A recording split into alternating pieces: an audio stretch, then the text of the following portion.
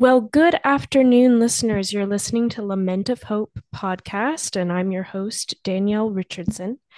And I'm really blessed today. I'm speaking with Kim Phuc. She is, if many of you may know her as the Napalm Girl in fact, Kim, can you hold up your book really quickly? For those who are watching, she's holding up the picture. It's a very famous picture of the Vietnam War, and Kim is the 9-year-old girl in the middle running. Um, that picture received a Pulitzer Prize. It was taken by Nick Ut.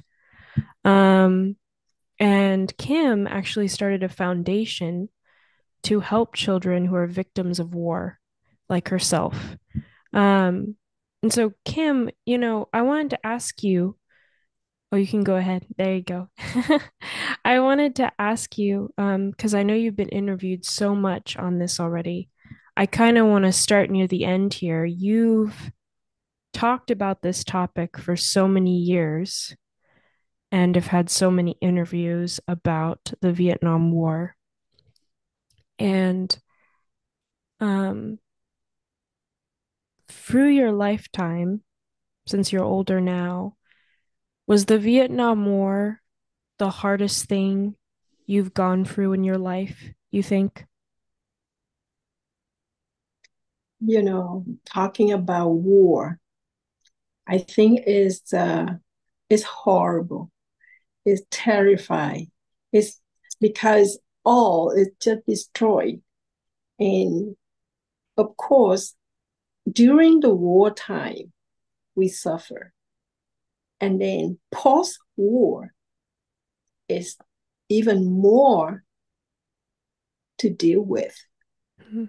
The suffering of the people, for example, the moment when I got burned, it terrified me, and one thing to another, with the pain, with the loss. But then after the war, we have to deal with post-war. We lost everything. Like before, we have everything. We live very lovely life, and now nothing. The Yeah. house was the house was destroyed. We just walk in, no more wall. In the roof, we can see all the stars. And like we were hungry. We have no more money to buy what we need. It's just a really, and we have to deal with some more thing about trauma, about nightmare. It's just so fearful, and that is a all thing um, we have to go through. Of that is the most that's I this is in my memory. And the fact, like, I got the scar. You see all my scar remind me where I come from. And Yeah. not only the scars, but the pain all the time, even 52 years now. I'm so thankful that I still survive, and I'm so thankful that I am not as a victims of war anymore. So I just really I am uh, dedicated of peace, because I know how value of peace that I need and human being need it. Yeah. When you remember that time as a child, now 52 years later, when you were talking about the memory of war, do you still have nightmares about it or flashbacks to that time? Um, the reality, even when I was since I came to Canada in 1992, yes, it really hit me with a lot of nightmare and trauma. And, really, in my sleep, I have no control. But the nightmare, I woke up just so fearful. Yeah. And even in Toronto, I I took the bus, and even I saw the gentleman wore the uniform army, and all the fearful, I feeling like war coming.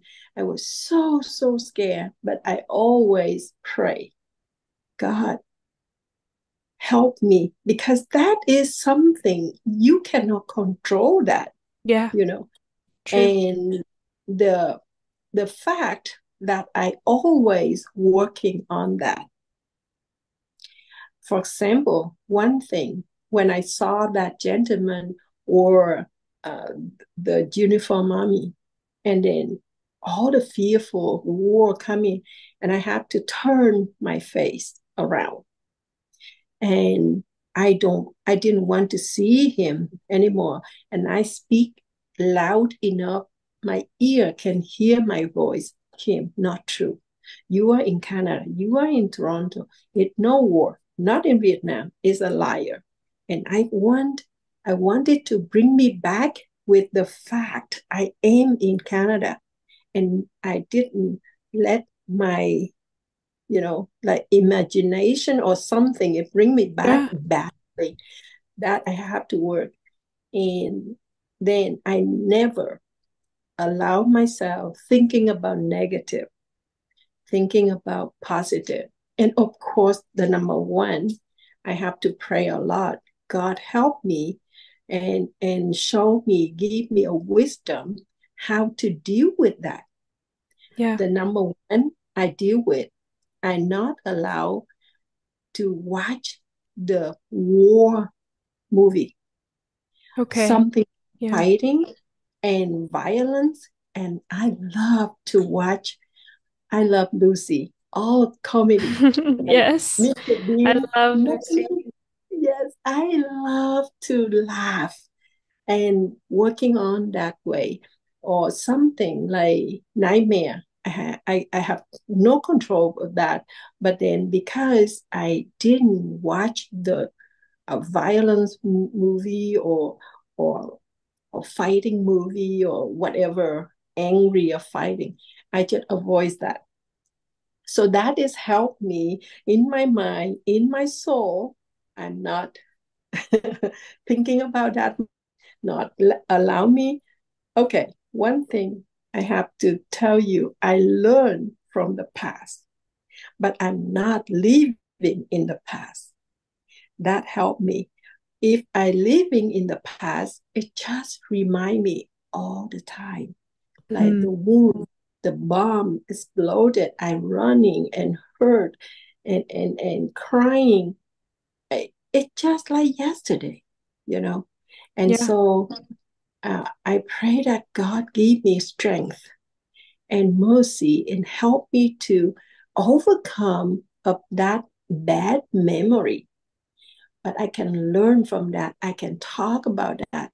So my point is, when I talk about that, I can help people to learn what happening in the history and prevent something that happening again.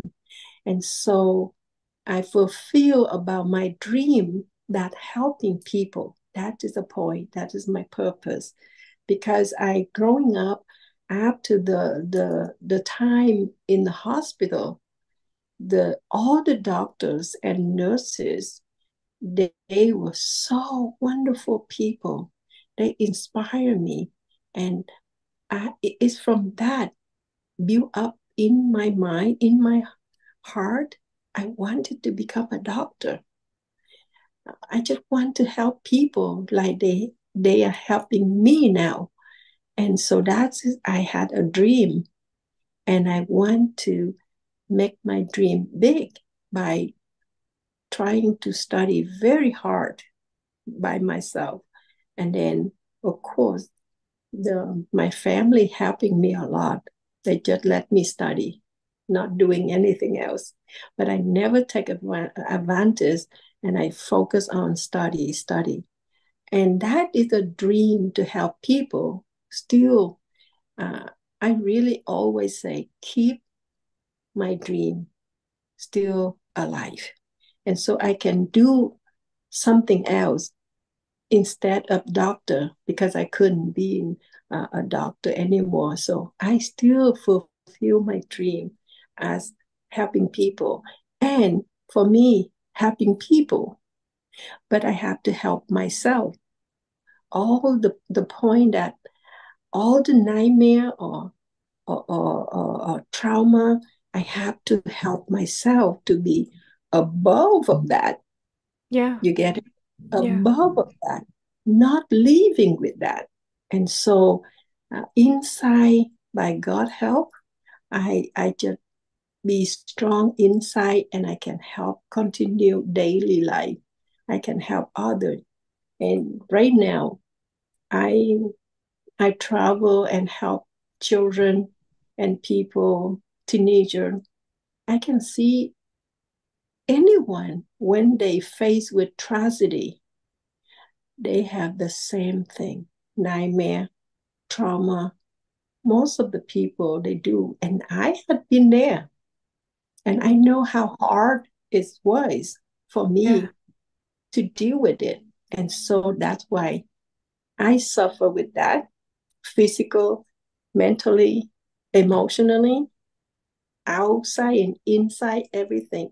So now I'm so thankful I can over that state so I can give that my present, my life, I can give hope to people.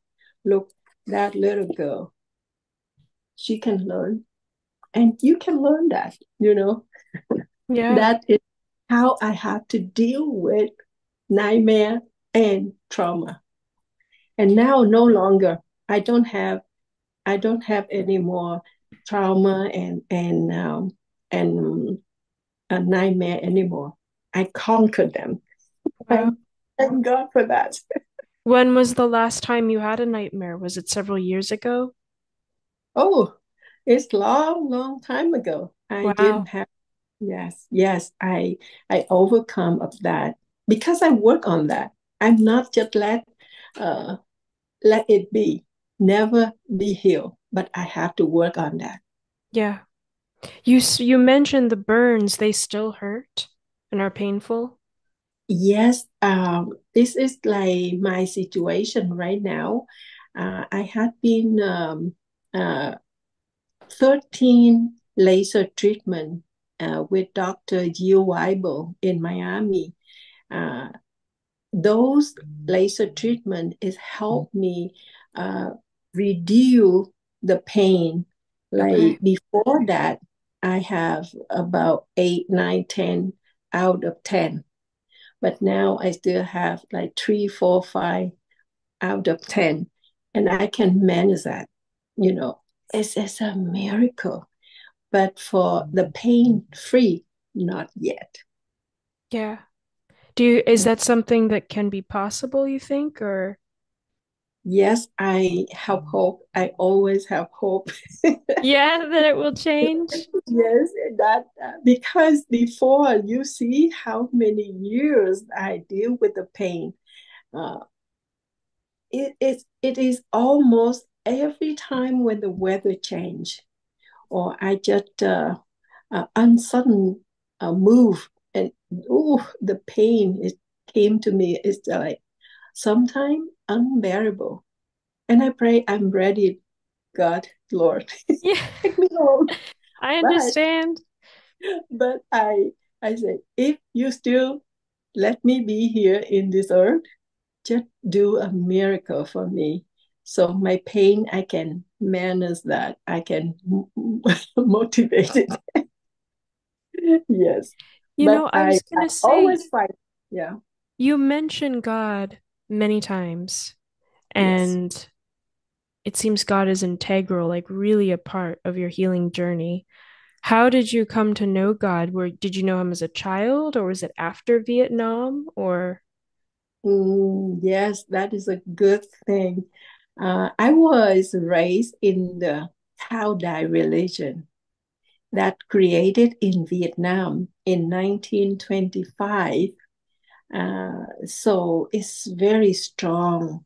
I was in the fourth generation of Cao Dai faith.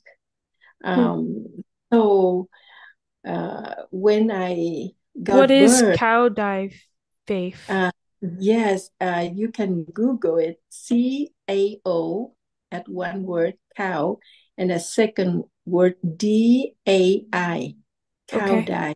It means like they mix it, all the religion together. Okay. Yeah. And I was so high devoted in that religion Hmm. because when I got burned, I became really underprivileged child.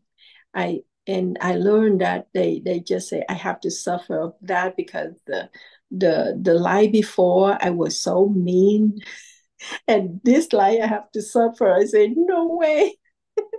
And because of that, I thought now this life I have to be good, uh, eh, do all the best I could.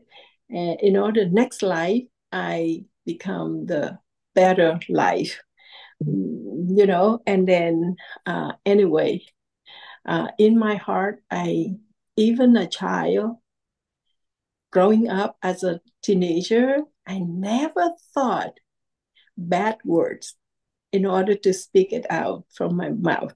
No, I have to do a good, good work, good mind, and good heart in Yeah. order I will receive a good thing. But, you know, when I was 19, I got into medicine school, and then the Vietnamese government rediscovered me as I was that little girl in the famous picture. So another tragedy came to me again. And it's a long story, but I couldn't go to school. I was under control, and my dream had been cut, my study, my future, nothing. And I say, why me again? It is a really a low point in my life. And Was it it, because of the fame? You couldn't? It was too much? Okay. yeah, because I was that little girl, Yeah. the famous picture. And so the government wanted me to be with them for filming, for interviewing over the world, you know, and that interrupt my school. And Hmm. that as a teenager, you cannot imagine what happened to me. It was a very low point in my life. I just want to study, but I couldn't. And even I try my best to be a good person, but in my heart, I say, I hated it. You know, I couldn't deal with the hatred, bitterness, and anger. Why me? And at that moment, I doubt about God. Where are you? Do you exist? Why you didn't listen my prayer? Hmm. Why that happened to me? And I wanted the day and night. I suffer so much about physically and emotionally and spiritually, all of that. And I'm so thankful that God not finished with me yet. It's inside of me at that time. I say, I wanted to take my life, but it's so hard to do that. But Yeah. how can I deal with a big load over my shoulders? I'm just a little girl. I couldn't do anything. Why they treat me like that? Why that happened? I just asked, what the purpose in my life? Why Hmm. I didn't die when the four napalm bombs dropped on me? Why I have to suffer again and again? All the question in me, one thing, I had it, searching, looking for, learning. So because I couldn't go to school anymore, I just dig into the library to read all the religious books. And among all the books, I read the New Testament. And of course, I didn't know anything about Christianity. I know from my religion, Gaudai, they have Jesus Christ in that. They worship Jesus only one day in the year, December 25th. Christmas. All the Yeah. Christmas, all the people go to the temple and worship Jesus Christ for one day. That's all I know. And then when in the library, I read the New Testament in Vietnamese, of course, in Saigon at that time. So the more I read, the more question I had. When I read into John 14:6, when Jesus say, I am the way, the truth, and the life. No man can come to the Father but by me. I say, what? I really Mm. confused. Why Jesus say that? Why my religion say different, totally different, and which was true? And of course, like I just say, the more I read, the more question I had, and I have no idea. At that moment, no one can explain to me. But it's a long story. But then my brother-in-law has a cousin, and he was a Christian, so he came to visit my sister family. At that time, I was with them, and my niece, my nephews told me, "Oh, he's a Christian. My uncle is a Christian, so you can have the chance to ask him so many questions that you have." And I did. I asked him, and he started to talk about Christianity, about Jesus, and about God. God is love, is love. But I say, wait a minute.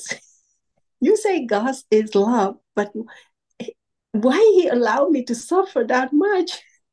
I was a little girl. I didn't do anything wrong. Why I suffer until now? I still suffering. What I did? Nothing wrong.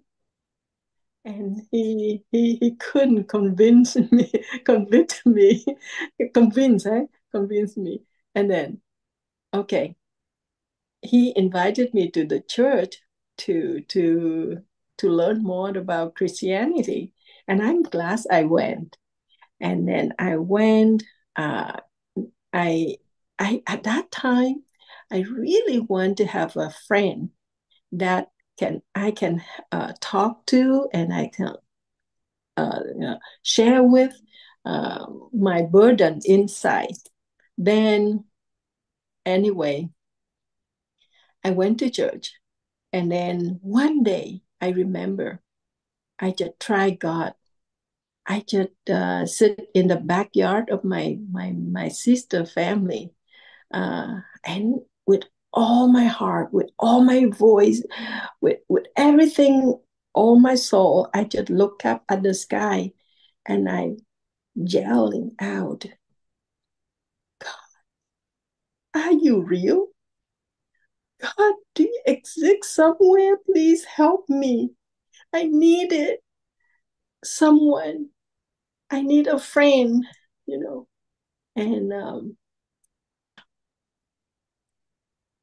all that night, on Saturday night, I just focus on pray. God, if you're real, give me friend. Mm. Tomorrow, I went to church, and I will find I couldn't have any friend to talk. And then I just picture in my mind, okay, the picture it was, if I can find the lady sit down in the middle of the auditorium. She will be my friend. Sit down alone. Tomorrow, if God, you are real, you just answer my prayer. And then next morning, on Sunday morning, I woke up earlier and I walked from my family's sister house to my to the church. And I walking in, I saw somebody just prepare the service, and then the main door opened it, and I saw the lady sit down in the middle of auditorium, and she just like that. I have no idea what she's doing because my religion, Kaudai, worship is different way. We bowing and bowing, not sit down and close your eyes like this. I was so scared. And then I just thought, oh, maybe she's a ghost, because in my religion, talking about ghosts all the time. And it's, oh, I was so scared. But then I calm me down, uh, and I say, that did you pray for, Kim? And then I just, timidly walking slowly, quietly closer to her. I would like to ask her why you are here alone. But then I just like you, not very close to her, but it's just about close to her. And she looked up. She gave me beautiful smile. And she asked me to sit here. And in my heart, just raise up my beat. So scared. And when she gave me invitation, I say, oh, she's not a ghost. And then, yes, I sat nearby her, and I found her name, Thúy, and then she older than me, 7 years old or 6 years old, and I call her older sister, right? And then I really want to find uh, what the reason why she's here, and I asked her. She saying, I came here early because I want to pray for my mom. She is very sick. And I say, wow, it's somehow God is there. But I didn't know about he revealed to me, I am here. And now I learned that after that, we became a good friend. And I Hmm. didn't want her in trouble with the government, right?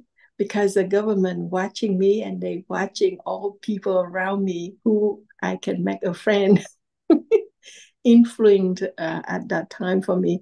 And then I I just didn't want her in trouble. I just waiting until the service I can come to talk with her.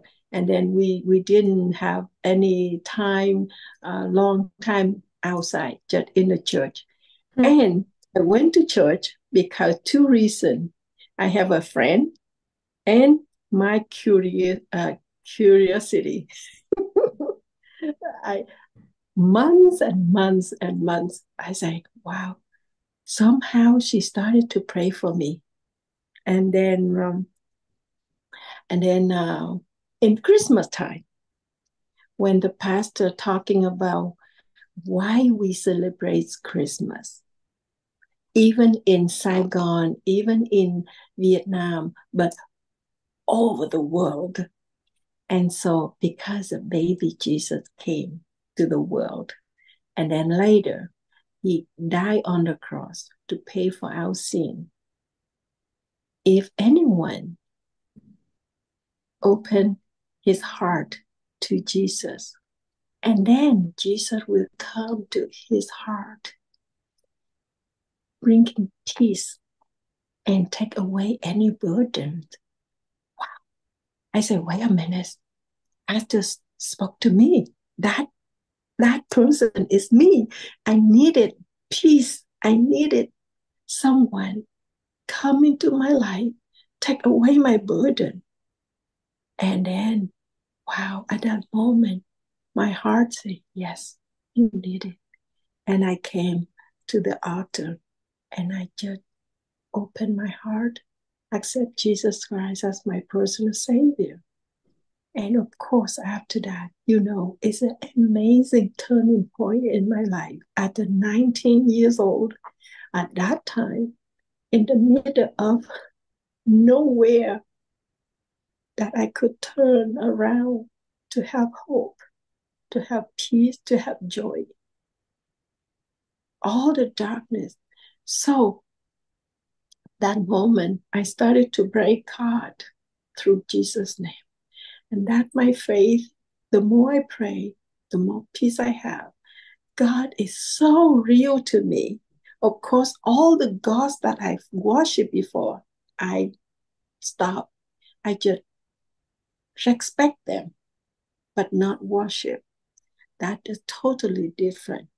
So that is my faith and my strength and my hope.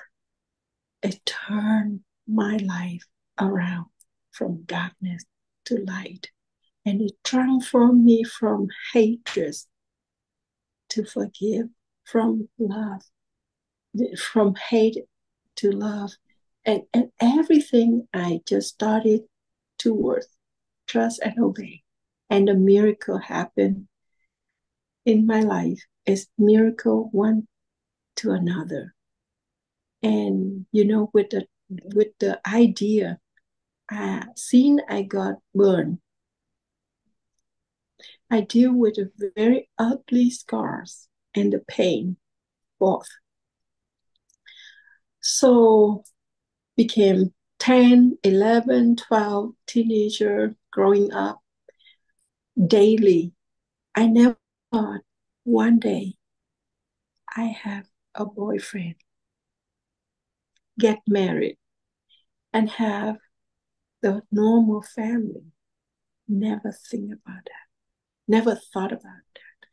But you see, when I pray and God bless me, finally I have a wonderful, of course, boyfriend, and then get married, and then family. Now, I have two boys, and I adopted one girl. We have 9 grandchildren now. Wow, you can see even now, my husband, eh, I after 32 years, I still call him my angel on earth. We never fight because I I treasure in my heart so thankful those miracle, those blessings come upon my life. I never take it for granted. I treasure that every minute of my life. And so that you can see living with the humble heart, with thankful heart, you have everything. You don't have to be so much money. Money is not, yes, we need money. Absolutely. Don't misunderstand me. We need money. But when you have much money, become rich, is the, the trouble come along. You can see the people living around. And I don't have, we live very humble, but completely with peace and joy and full of hope. And that is changed me from the ash to the beauty because of my faith. Hmm. Kim, I want to thank you for sharing that. I mean, that's such an encouraging and true story. Um, I was gonna say, I know with your foundation, you have seen and helped so many children who were Yeah, like you, I have who it were like here. you. So, Yeah. what did you, for you, was there a special memory or moment you remember when you met a child that reminded you of yourself and you got to Yeah, speak into that child's life in that moment? Do you have a memory like that? of course. Of course. Yes, yes, I really want to give back. I want to help people. And now I understand more than everyone because I experiences about the pain, the about everything as a child facing with tragedy, young or adult.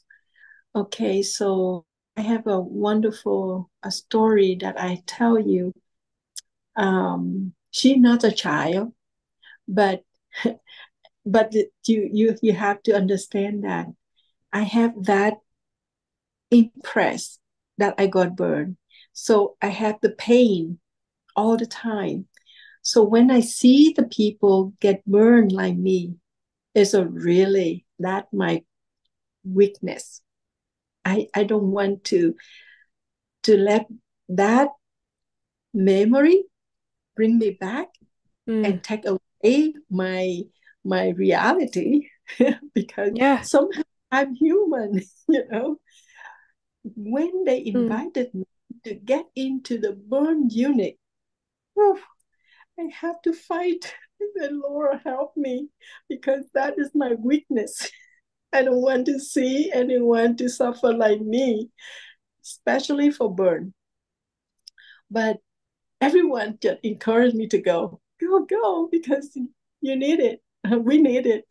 And then, okay, I just put all the gout over me and then get into burn unit. The first child that I saw, his name Innocent, and he's just 3 years old. The mother sit down nearby, and in Uganda, like all the burn, most of thing they threw the fire or acid to burn.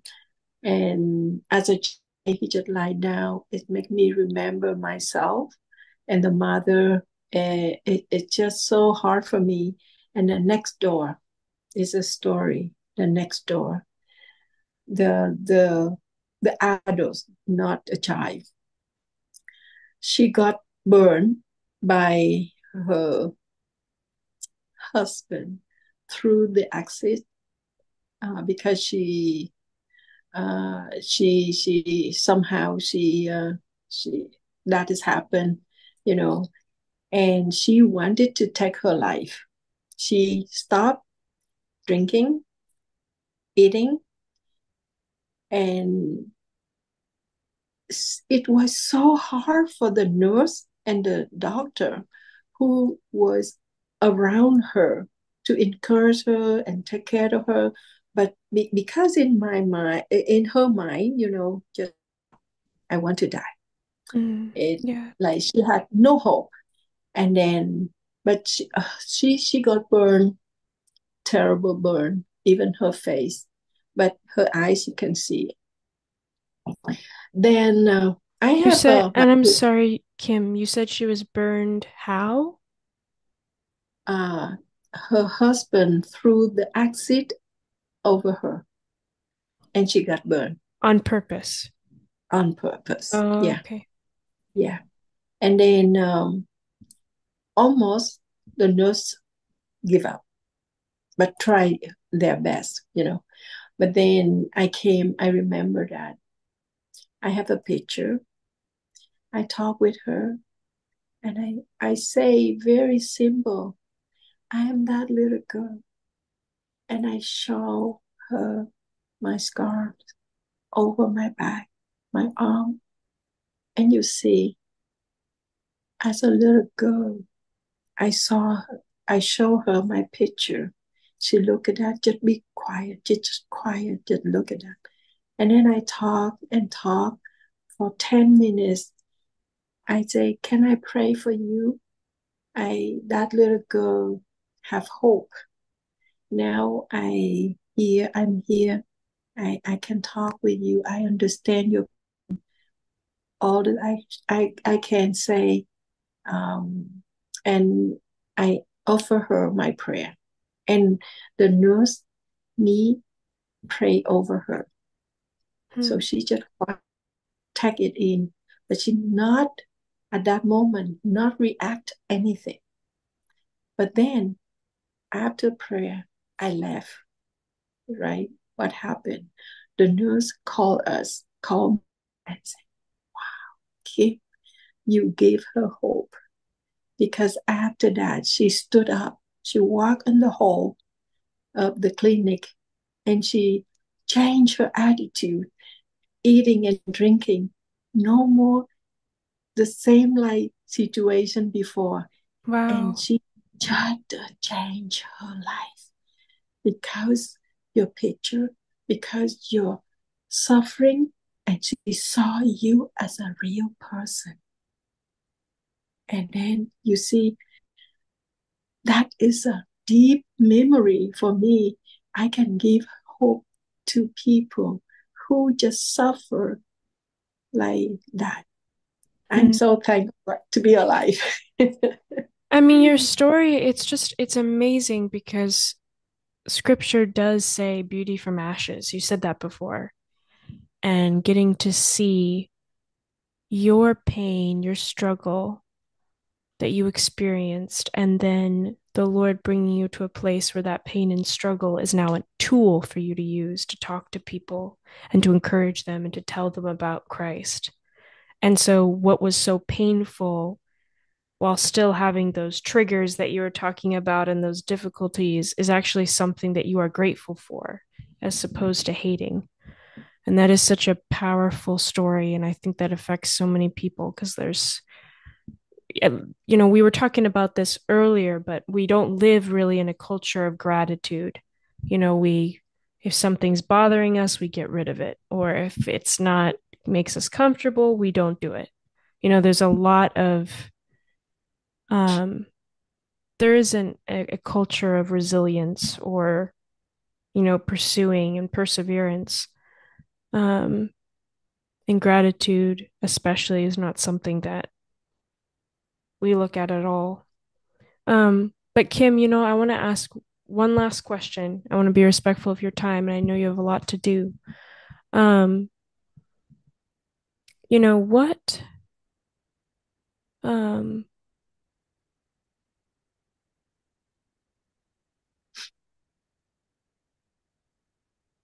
if you were to pick one word to describe your life from the time you were in Vietnam to now, only one word that you could choose, what do you think you would pick? In Vietnam, one word I can say, one word, victim, victim. And now here as a life, I can say grace or victory by grace. But it's more words, is it like a victory that I'm so thankful for that. Well, from victim to victor, right? Okay, There you that go. One there you word. go. Well, Kim, thank you so much. This has been a gift to speak with you. And for listeners, you will have a link to Kim's foundation, and there's information about her as well as her book and what the foundation is doing, ways to support them. And Kim, thank you so much. I've been blessed and encouraged my heart to hear your story. Thank you so much, Danielle. God bless you. You too.